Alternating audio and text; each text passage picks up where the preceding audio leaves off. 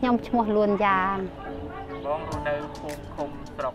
ខេត្តនេះខ្ញុំរស់នៅភូមិបដាឃុំព្រៃជ្រូកស្រុកពួរខេត្តសៀមរាបរាល់ថ្ងៃបងមានអាយុប្រហែលដែរខ្ញុំមានអាយុ35ឆ្នាំតើបងរៀបការហើយឬខ្ញុំរៀបការរួចហើយខ្ញុំមានកូន2នាក់រាល់ថ្ងៃបងសង្កេតឃើញថានៅក្នុងភូមិរបស់បងមានបំរែបំរួលអាកាសធាតុដែរខ្ញុំរាល់ថ្ងៃសង្កេតឃើញវារាំងវាស្ងួតវាអត់មានភ្លៀងបណ្ដាលឲ្យស្រូវស្រែវាស្ពេតសពូនអត់មានទឹកប៉ះពាល់ជីវភាព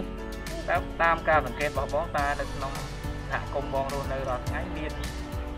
ការបំរែបំរួលអីខ្លះតែបងមើលប្រែប្រួលរាំងស្ងួតរបស់របរក៏ថ្លៃឡើងជីវភាពក៏វាចេះតែប្រែប្រួលបងមានផែនការអនាគតទេពេលដែលដឹងថាមានជួបបញ្ហាបំរែបំរួលអាកាសធាតុដូចនេះក៏មានផែនការដែរតែវាអត់មានលទ្ធភាពទៅបានទៅមុខថាអត់មានជំនួយប្រាក់កាសក៏អត់សូវមានបានតែត្រឹមតែគិត